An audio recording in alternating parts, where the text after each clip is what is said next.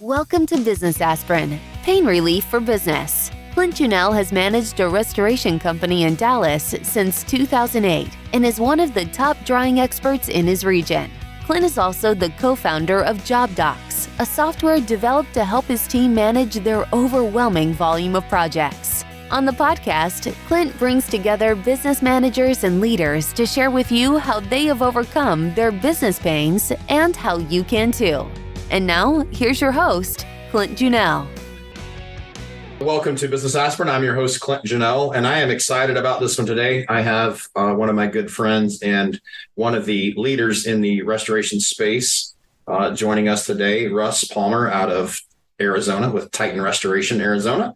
Russ has been an industry leader. He's been influential in some of the associations that are vital to navigating the restoration space and benefiting restoration. Helpful in terms of, what we do as restorers in terms of drying techniques. And I think you've had some influence even in terms of some ICRC stuff, Russ. So super excited to have you on, man, and grateful that you're here. Well, thanks. Thanks for the invite. Appreciate it. Yeah. So let's talk a little bit about Russ. I know some of your history, but obviously the people that are going to be listening to this don't necessarily know your history. So let's talk about carpet cleaning businesses and jumping into the, carpet world and then the restoration space and how all that kind of evolved and what made you decide to even start a carpet cleaning business. Let's get into it. Okay. So, I love talking about myself really, so this is really not uncomfortable, but,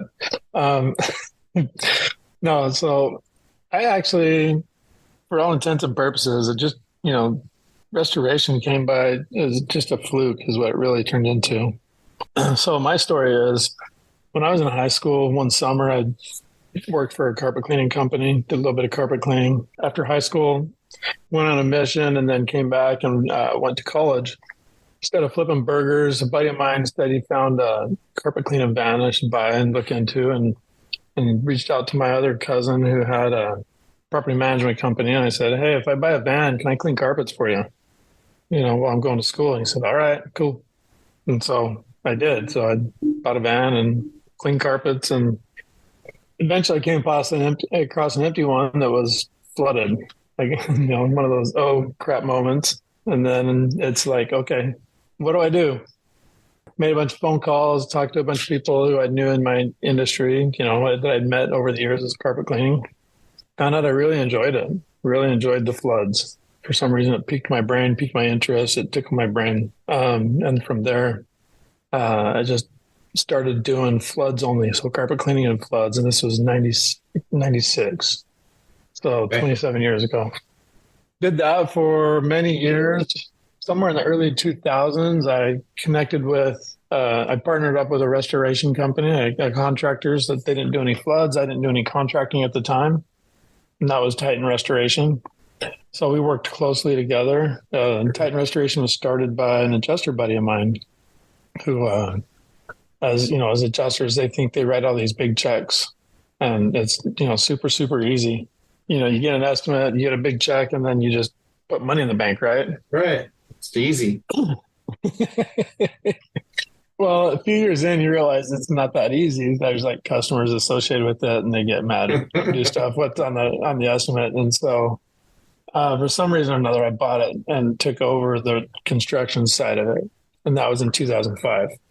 And so in 2005 is when we went full service. Titan Restoration had a better ROC license. So we stuck the name of Titan Restoration. Prior to that, we were Flood Pro. Okay.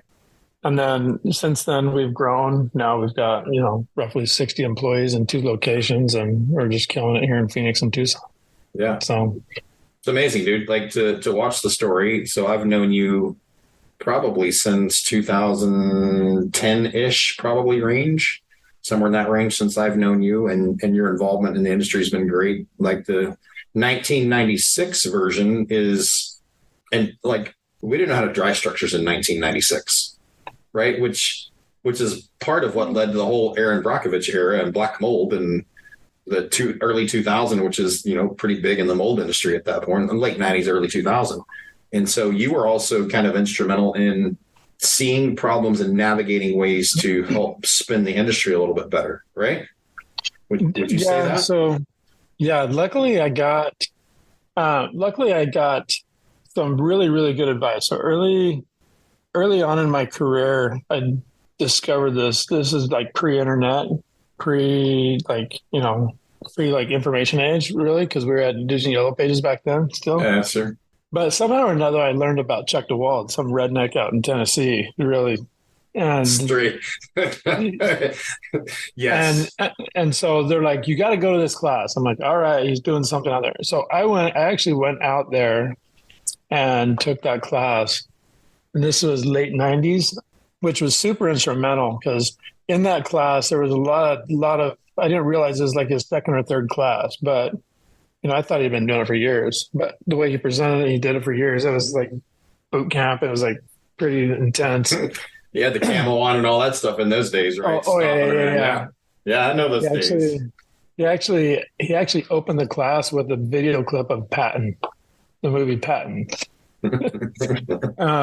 So what was nice though was in that class there was a lot of really super influential OGs in the industry. You had Larry Carlson from Phoenix Restoration was there. You had Andy with John Don, Andy Robinson with John Don was in there. You had Rachel Adams was in there. You had Kurt Golden who was in there. Cliff Zlotnick was in there. Those are a few people that I remember, but I was able to form some really, really early on relationships with those guys and continue to develop through those guys who would kind of help create this industry of restoration and drying. So, drying, like you said, Aaron Brockovich was there, but in the late 90s, we were doing it right. Chuck DeWald had it right. Yeah, by that time, but 94, 96 carpet cleaning, flooded buildings. Yeah, it was probably didn't get dried all the. Ooh, I'm in Phoenix. We're good. We still dry air. Yeah, right. So you already have dry air. Well, the statute of limitations is passed on those anyway, Russ. You're fine. Yeah. That building you drive that you came across that was flooded, like they can't do anything to you now anyway. It's all good. I totally undercharged them too, I'm sure. Mm-hmm. I'm sure you did. So, but I was lucky that I had that mentorship of the, Chuck DeWald and then Kurt Bolden's and going to his class and then Bill Yaden and some of these other just amazing people in the industry. I was able to get a really good foundation and learn how to, dry in place, learn the psychometrics, learn the science behind it, so then I can apply it to it. And so that's the part that really tickled my brain, and it's really helped me throughout my career because then you can just take it and expand on it, and then it's also kind of instilled into me the desire to teach too. So, and that's what we've really done is we've found out that we've had to teach throughout all these years, but it's cumulative. And so over the years at the beginning, everybody's like, what's this drying in place? Just tear it out. And now a lot of people are like, we really appreciate the way you dry it and how you do it. And why do other people not do it the same way you do it? So it's kind of strange. It's strange from the perspective of drying that way that the whole cut and gut is still a thing that's still acceptable at some level. It's odd to me that we still allow that to take place because we can do so much to dry effectively these days. It's interesting, I just walked a job yesterday. A guy was doing, clean pipe broke, and they're in there cutting and gutting floor to ceiling. I'm like, wow. Yeah. It's interesting because from my perspective, and I look at that, you and I both know we make a whole lot more profit margin on drying that structure than we do gutting that structure and reconstructing that structure. And so that's one of the things I think is significant, even in just this conversation with you, is for restorers that are in this space to pay attention to, like, let's do this stuff right. And we make more money. Ultimately, we make more profit margin by doing it correctly instead of gutting somebody's building. Yeah, no, totally. You have to be careful because we do make a higher profit margin, but it's not the amazing profit margin that the insurance adjusters think we are making. They think we're making like 70% on our money. No, really, transparent, all transparency outside, everything. Yeah. We're probably about a 15% net is all we really are. We're not making, we're not driving Lambos and Ferraris. I've never had a, supercar as a result of my experience in the restoration space, but it's better than what ultimately we make if I'm gutting this property out and then reconstructing this property and dragging somebody out for the next 4 months to put a property back together. It's a better experience all around, better environment. And it's easier on me to logistically coordinate a drying than it is for me to demo an entire property. So I think that's great, man. So let's talk a little bit about, as you got into the restoration side, as you decided to pull the trigger on purchasing Dighton out and owning that and taking all that on. Let's talk about what led to that decision and what was right about that decision and what you wish you had known going into it that maybe would have changed some things in how you moved forward. What was right about it? Well, I was super naive and some sucker took my money. Just kidding. They're always out there. Yeah, there's a sucker born every day. I think Groundhog Day for me.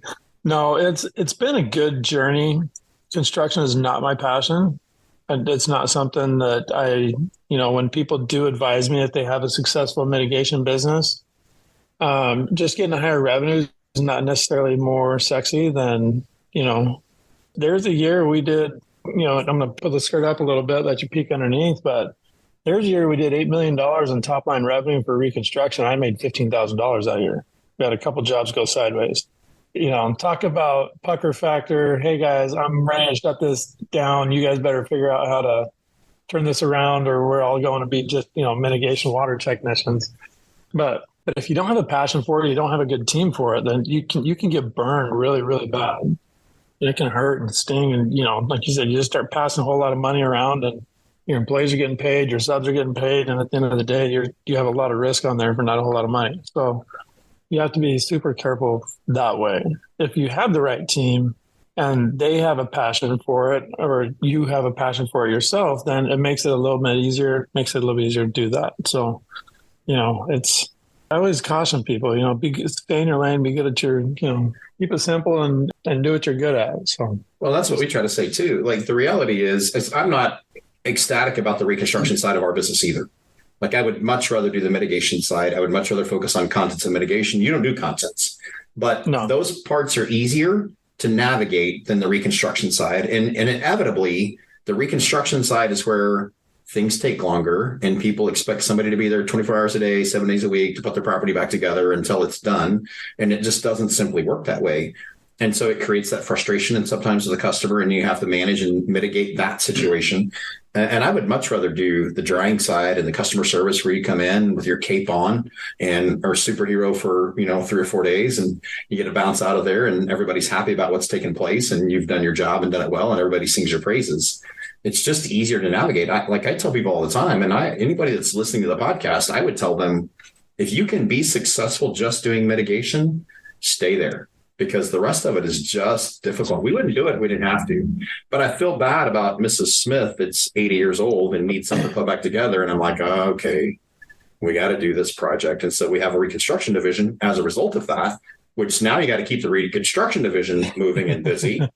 So it's just the snowball effect. But if you could be successful and find your wheelhouse in mitigation and stay in your lane, like it doesn't have to be mitigation. If you're not a fire water restoration company, whatever it is that you do that piece well, that you can make your margins to be successful as a company and stick there. Because the reality is, like I've watched company after company come in and, they're a fire water mitigation company and then they're reconstruction. And then they're like, oh, we can do remodels too. And then, oh, we can paint stripes on parking lots. And, oh, we might as well do asphalt while we're doing parking. And then they're doing all these things. And when their wheelhouse type of project, the water damage comes in, which they shine at the most, comes in, they're busy doing all these other things. And they're not successful at that project now either because they're scattered everywhere.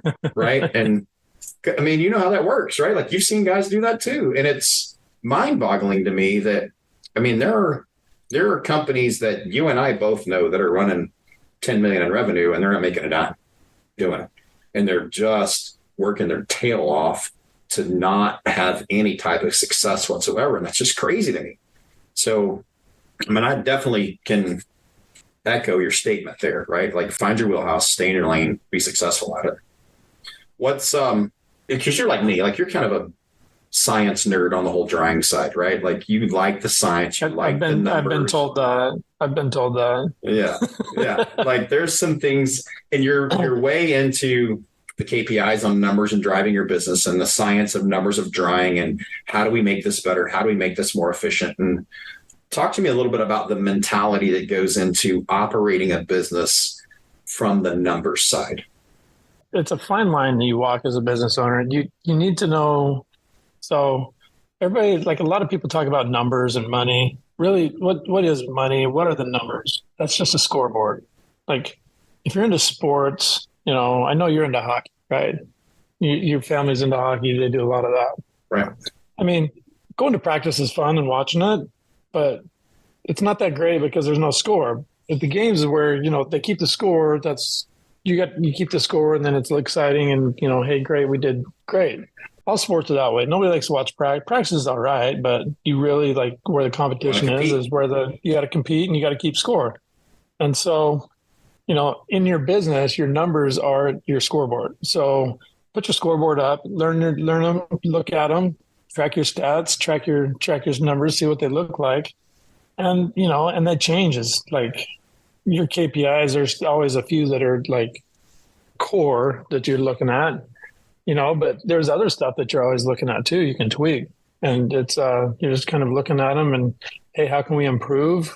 When you're young and nimble and stuff, you can see a lot of improvement on some things and you can go really right, really fast, or you can go really wrong, really quick too. But as you grow and more mature and kind of develop your processes, you're just looking for little minor tweaks, to get, how do I get a 1% improvement today or 1% improvement this month or this year? Depending on the size of your business, a 1% improvement in a couple directions can drastically change your bottom line by a lot of points. Sure. And I think that's important. So like it reminded me of, I heard a story about one of the trucking companies that's a pretty big national trucking company. And his goal, I think they had like 30,000 trucks on the road, some big number of trucks. And his goal was to improve his daily efficiency by $1 per truck. $30,000 a day in efficiency, right? Is if I got two, that's amazing. But that's a significant dollar amount if they can figure out how to do that and streamline their operations to have 30,000 trucks being $1 more efficient a day. Unbelievable. So from somebody... That's compound interest right there. That's that's the banker's best buddy right there. Significant. So if you were talking to somebody or talking to 20-year ago Russ or 30-year ago Russ, I guess at this point, right? What would be the key numbers? What are the core numbers you want someone to track? You're going to track the basics, right? You're going to track your top line revenue. You want to know what you're billing out, what you're doing. You want to track your costs, how much it's costing, and not just like what's in my checking account. And then from there, you kind of, the other thing you're going to want to track is how long it's taking you to collect your money. That's a real big issue. And how good is your process there? Like a lot of restoration guys I talk to are 90 to 120 days on their, on their receivables. And mitigation, I think we're at 28 days or less, and then or somewhere in there. And overall combined, we've been slipping. We're like 48 days, I think 45, 47 days for receivables. That's still amazing though. Honestly, if you think about the space, like you're probably top in that space right now. Right now, you do a lot more commercial than a lot of the other restoration guys are going to do. And some of that pays a little quicker as well, right? But kind of. Yeah, that may be a day, Russ, for us to have a whole other podcast where you train people how to go get their money faster. And it's not me. It's we got a great collection team. Well, there you go. They're the nicest bulldogs you got. And that's training in itself. Hey, this is what I did. This is how I put these guys in place. We've been actually, like I said, we've been slipping. We've had it down as low as 36 days at once. 35 days, I think, is when we're the best. So, but see, like most of the guys that are listening to this, most of the guys in the industry aren't going to know those numbers. They're not going to know how long it takes them to collect money. They're going to have a general idea that it takes a long time. And they're going to fight for all that stuff, but they're not necessarily tracking those KPIs specifically. So it's good for someone that's trying to hit that next level, most of the guys that are hearing the podcast have done a decent level in revenue, and most of them are around $1 million in revenue, and they're trying to just jump into that 3 million or 5 million range and kind of get that done. So to hear you talk about, because the cycle time of money improves that as well, right? The faster you get that done, the more you can do with that money to move on to the next project and make things happen. And the more time you spend every day trying to collect money on a project, the more it costs you for that project. Yeah. So speeding that up is valuable. So hearing that is great. Yeah. So I guess one of the things when I was young, I didn't understand the time value of money. So for example, when you say, okay, it's taken me, let's say it takes a company 90 days to collect money. What does that mean? That means like from the time you invoice to the time you collect any money, it's 90 days.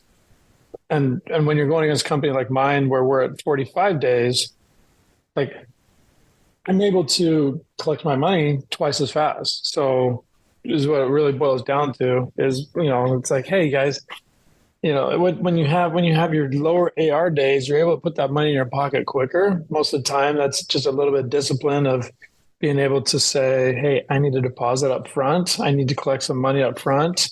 I need to collect this. You also need to be able to have the discipline of knowing how to navigate the mortgage process. If you're doing, especially on the reconstruction side, anything over $5,000 has a mortgage company on it. And those guys are even tougher than the insurance companies get money out of. But if you understand how to process it or run the process, you can do it. Like, I don't know if we're going to have a recession or not, but 2008 was pretty brutal for restoration guys. Yeah. There was a lot of people that were in arrears on their mortgages. And when all of a sudden the mortgage company got a $80,000 or $100,000 check from an insurance company, they're like, hey, we can get it paid back on our loan, which, we ended up having to teach them was illegal, but that was not their money. And so it was a process, especially then when everybody was so desperate for money but it was something that we took the time to learn. I reached out to the attorneys and do that and learn that and figured out the process. And really and that's one of the reasons it's so good is because we have a streamlined process for dealing with mortgage companies. Right. And you've got all this broken down into SOPs, and it's taken you years to figure all that out. And I think that's important for people to hear is like, when we start off, we don't know what we don't know, and we just kind of go operate. And then as you operate longer, you learn you have to have some things in place to make this more efficient and for somebody else to be able to do the job that you were doing before, because you can't do everything. And then to navigate, how do I make that efficient and scalable? Because if I grow, then somebody else is going to have to take that role too. And so I think it's important that everyone knows that they've got to figure out a way to create a process that someone else can follow and take yourself off of it. And when you start talking about, like, you're aware that in the restoration space right now, private equity is a big play. Like, there's a whole lot of people trying to buy and acquire and do things in spaces. And the reality is, if you had to stay involved in Titan restoration for it to operate in any capacity, you're less valuable than if you've got the parts and pieces in place to allow Titan to continue to operate without you. And that changes the game. And so those of you that are in the process of building a business and growing your legacy for whatever, you've got to be able to take that and make it so that you're not required to be there in order for you to have a valuable exit strategy. And or really, even if you're going to pass it down to your kids and grandkids, you still want to have processes in place to make it work, right? Yeah, well, yeah, you need to have something that you can kind of do it repeatedly, and then be able to measure against that. So going back to the question of, like, what else would I tell myself 20 years ago? A couple of things that I probably do, and I know a lot of us do, is we hold on to too many we don't know how to delegate, and we think it's going to cost us a lot of money or more money to, like, it took me forever to hire my first bookkeeper. And at that point, it was like, I can't afford that person. And then once I had the right one in there, I was like, what was I thinking? So learning to delegate. The other thing is continually be learning. Vern Harnish says leaders are readers. And so if you want to be a leader, the thing we have to learn in our companies is our companies are only going to grow as fast as we grow. So one of the things that we have to realize is that as an owner of $1 million company, the company's not going to grow to $5 million unless I learn how to be a $5 million a year owner. And I change my mentality. I change a little bit of my habits. I change the way I do business. I change, how I think, the structure. And the same thing as you're growing all the different levels, you have to be growing faster than your company in order to continue to lead, because otherwise your company is going to outgrow you, or it's going to catch up to you and it's going to stall. And then you're going to get, if you're stuck at a spot or stuck at a level, it's probably because you personally are stuck at a level, and you're not growing yourself as a leader. Yeah, absolutely. And I think that's very valuable information in terms of growing. And in your case, because I know you use scaling up to help kind of put some of those things in place to help you be prepared for the growth, right? What's your suggestion around finding a system to move you forward? Like, what would you say to someone? Okay, so I would say you need to have some type of system. That's the short answer. You don't ever want to be the smartest guy in the room. If you can hire people that are way smarter than you, it's, give them the opportunities, let them do what they do, and let them shine. What I do, like, I see a lot of companies that are like, hey, what works for you, or what's good, or what should I do? And as I talk to them, the number one thing I suggest to most companies is to get a business operating system, whether it's scaling up, which when we looked at it, there was only really a couple. You have like Good to Great, you have Great Game of Good Business, you have EOS, and you had Scaling Up. And so I wanted somebody to teach me how to run just a better business. Didn't matter what it was. We're a business that happens to be in restoration. And so I just needed somebody to help me run that. In hindsight, I would probably go with EOS. It's just a little more simple, a little easier to implement. Scaling Up's pretty heavy, it's a pretty big lift. We've done it very well. My team has adopted it and done well and gone from there. But I know a lot of restoration companies are using the EOS system. There's a book by Gino Wickman called, what is it? Traction. Traction. Yeah. But there's 5 books in there. So there's Traction, which is for the owners. He has some other books for like for the employees, so they can get staff to understand. Like, I think one of them is called "What the Heck is EOS?" Then Rocket Fuel is one that he uses to kind of help propel you a little bit better in that with your integrator, as what they call it. But so if you were to look at, like, when is the right time to implement a business operating system, and how do you know when is the right time? Well, let me ask you this: when's the right time to plant a tree? I'm with you. Like, as early as possible, right? Like, if I want this thing to happen. But too many people, especially on the entrepreneurial side, right, is we have a passion about something, and we're like, this is cool, I want to do this, and being able to help customers in the restoration space and save them in the time of need. And then as you grow, you start realizing, oh crap, I've got to have, like, I can't do all this. I need to add some people. I need to add a bookkeeper. Oh, why did I wait so long to do this? Now I have some help doing that. And so here's the thing that goes to your question is the problem with our industry is that not everybody in our industry is graduating from Wharton Business School, coming out with an MBA and knows how to run a business. Like, all the owners that you've met, they graduated from high school, did a little bit of college. They worked for somebody for a while. What really happened most likely was they did a really good job in their business, in their position. They were working for some guy who didn't know how to manage his checkbook, wasn't paying his bonuses, got pissed off, says, hey, I'm going to go off and start on my own because you're not paying me my bonuses or my commissions and not taking care of me. And you're going out and starting a business. Like, the barrier to entry isn't very, very high to get into it. But when you're in there, the problem is you've never run a business before. Like, there's some basics in just running a business. Doesn't matter if it's restoration or selling widgets or whatever it could be.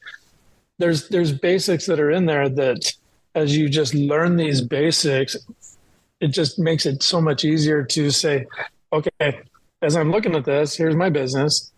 Here's how I'm supposed to here's some meeting rhythms that I'm supposed to do so that I can, keep everybody informed and keep everybody on the same page.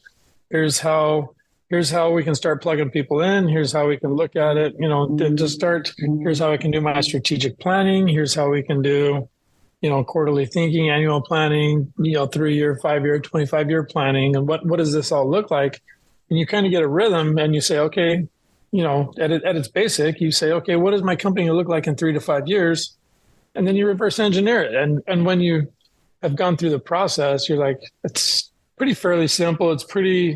It's not any rocket science. Hey, peek behind the curtain and, there's some types of big secrets. It's really just, you look at it, it's like, it's kind of like a common sense thing, but it's just one of those things that you were never taught it. You've never been a part of it. You've never been a process to it. So it's really hard to, basically reinvent the wheel to do that. And it's just, somebody's already spent a lot of time consulting. They've already spent a lot of time with other businesses, just like you guys, struggling with all the same issues.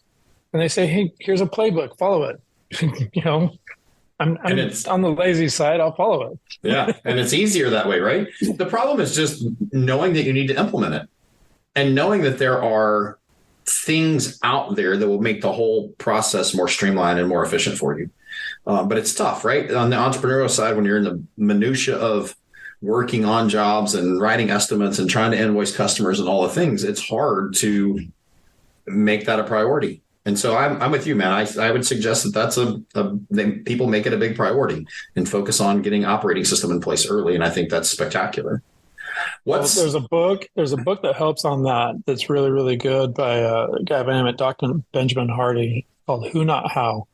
Okay. So whenever you get a problem or you have an issue, a lot of people say, how am I going to accomplish this? He says you should reframe that and you should change your framework and say how, or like who should do this, not how should I do this? Because a lot of times it's easier to find a who and not figure out how to do it. That's probably valuable information. I'm going to look that up. I'm going to find that book. So in your career, what are some of the business pains you've experienced and how have you resolved those pains? A couple of the biggest ones, like whatever you would like, don't make $8 million in revenue and have $15,000 in profit. That's one. But that's one. The problem. So the problem, like, for example, with that year, what we realized was we just got lazy and kind of started throwing money at stuff. So, where there's profits, there's usually like Howard Shore is one of our business consultants. He has a book called Leaky Buckets, and every time you're making money, there's going to be some leaky buckets. There's going to be profit slipping away somewhere. And it's just trying to figure out like which, slow down, look at your numbers, understand your numbers, and just try and figure out where those leaky buckets are and just kind of plug them or slow them down or do that. Because there's going to be some, it's going to be rough, but when you look at it, it's just, one way to do that. The other thing to do, the other thing I've learned over the years more than anything is hire for culture, slow down in your hiring process and hire good people and just get out of the way and let them do their job. As owners, we like to go in, we like to, micromanage and stuff. But if you hired right and you've trained them well, you say, hey, here's your SOP, you're hired right, and I'm going to track you. Here's what you're going to be measured against. Go. People want to perform. They want to do good in their job. And if they're happy and they like the work environment that they're in and they like the people they're working with, they're going to do a lot for you. They'll run through brick walls for you and they'll just do some amazing stuff for you.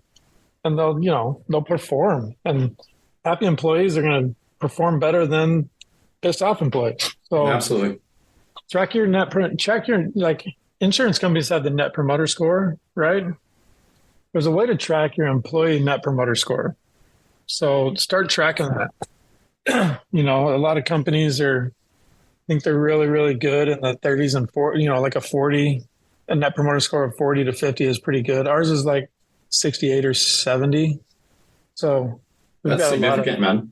And a lot of our listeners won't even know what a net promoter score is, but essentially, guys, it boils down to when he's talking about an employee net promoter score is would they recommend you as a company to use? Would they recommend you as a place to be employed? Like, do they like you? Are they happy with where they're at? That's what he's talking about. And in your case, like, I know some of your guys, right? I know part of your team, and like, they've been there a long time. And they're fans of both Russ and of Titan, right? They're in, they've bought in, and you've done a great job on that from that perspective, man. And for that, like, kudos for sure. That's probably one of the harder things in business to do. That is like work your ass off and still have fun. Yeah, it's tough. And you've done, like, you have a good culture, like, and you've created an environment that allows you to have, like, I've ridden a bouncy unicorn. I don't know what you call that thing that I've ridden in your office. The unicorns? It's like a little pump horse bicycle thing. And there's scooters in the Mary office. Poppins, Mary Poppins is the unicorns. It's like the Mary Poppins merry-go-round. Like you just bounce around. Yeah, it's pretty great. And they get to have a good time, and they're excited about what they're doing. And I think that's significant. Like, if any of you are ever in Mesa, Arizona, like, Russ's team is somebody you need to meet, especially if you're in the restoration space. You need to just drop in and say hi to those guys. I don't think there'll be a ton of them flooding your office, Russ. So I don't think I'm taking a ton of your time by telling people come see you. But Russ we're open. Come by and say hi. Significant leader in this space, and I consider a valuable asset to me and good friend, and I'm grateful for it. Like, we've had a good conversation. I want to be mindful of your time because I told you to be about 30 minutes, and I could chat with you for hours on end about different things, Matt. So what's one thing that I didn't ask that you would want to share with that group trying to jump in, kickstart? Maybe they have a job and they're trying to start a business, or maybe they're trying to get to that next level. What's the Russ level of advice that you would offer to somebody? Don't be afraid to raise your hand and ask questions. So, get involved. Going to, for example, the RIA, Restoration Industry Association, it's been around for a long time. Start going to classes, start interacting with the instructors. You go to the RIA, there's a bunch of super smart dudes there that you can kind of learn from, pick your brains from, form some relationships. Don't a lot of guys go there just so they can go to the bar and hang out and, do whatever. But, go to the bar and buy a drink for a guy that got some gray hair and looks like he's pretty smart. When you're there, you'll see some guys walking around in jackets. Yeah. Not me, though. I don't have anything to offer. That's one free drink. I just have gray hair. Look for the guys walking around in the jackets and that just look like they're out of place because they're not a contractor, but they just look like they're super smart, and go buy a drink and start a conversation with them. And you'll be interested in, you'll find some pretty interesting people there. There's some, there's a lot of great resources on the RIA website. It's super inexpensive to join that right now too. They've changed the way that they've set it up so that more than likely what we're hoping, just so full disclosure, it's not a commercial, but I sit on the board for the RIA, have for a few years now. But it's changed a lot. They want to be a resource. They want to be valuable. They want to be, provide value for the membership and not just be a good old boys drinking network. So, but get involved and talk to people. And you'll need a lot of stuff. So many younger entrepreneurs, there's the hesitancy to try to be transparent, right? Or to try to be involved and think everybody's just competition. So they'll go to a course and maybe learn from an instructor, but they don't really want to build a relationship with anybody in their market. And I would say the best thing you could do is build a relationship with the people that are in your market, because those people have some knowledge, can offer some assistance, maybe even be able to get you in a tight spot, right? I have a great relationship with Dalworth Restoration that has done some amazing things for me in the past. And I know those guys really well too. And so jump in, man, and buy in on what opportunities are in front of you to be able to assist you. And I love that. I love that sentiment. I love that advice. Get involved in the associations that are a part of your industry. If it's restoration, RIA is a great one to be involved in. But the other thing also, there's a lot of people that there's two mentalities I run into a lot of people. There's an abundance mentality and a scarcity mentality, right? Okay. Peter Diamandis, does the X Prize, is kind of the one that has this abundance 360 But his basic premise is, and this is the way I kind of operate, is there's enough pie for everybody, and it's not that I have to go get my piece of the pie. Like I don't mind getting a piece of pie and getting that, but there's a lot of pie. There's enough to go around. There's a lot to go around, and align yourself with that and have that abundance mentality that, hey, just because you didn't get this one job doesn't mean there's not 14 other jobs behind it. There's plenty of work to go around. There's plenty of stuff there. And part of that's having those alliances, like you said. Delaware's a big company in your market. I'm the same here. Like, some of my biggest jobs have come from smaller companies who said, "Hey, Russ, I don't know what the heck I'm doing. Can you come help me out here?" All right, let's go work this thing together. They learn. I let them work side by side with me. It's not like I come in and kick them off or anything, but work side by side. We train them. But you're doing a couple different things. You're elevating the whole industry. You're training a whole other set of group that's going to do it right, because there's a lot of people that don't.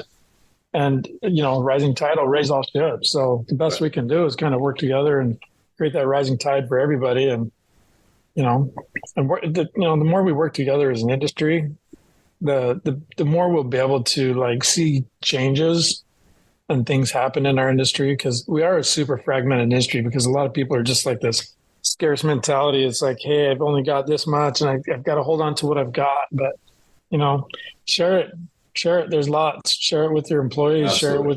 share it with your customers, share it with your competitors, share it with, be open and help everybody out. And it's just like, it's cool where the more people that are lifting, the more people that are rowing in the same direction, the faster you can get somewhere. So Absolutely. I love it, man. I love it. Well, brother, I appreciate your time. I appreciate you taking the time to be on here. It's good to see you. I will see you soon, I'm sure, somewhere. We'll connect on something. And if you need anything from me, man, you know where to find me. Yep. Everybody, thank you so much for being on with us today at Business Aspirin. Russ, I appreciate your time, and we'll catch up soon. Cool. Thank you. Take care. This has been a Business Aspirin, Pain Relief for Business podcast. If you're a business owner trying to overcome your business pains, follow us on Apple Podcasts or visit our website for more information, job-docs.com.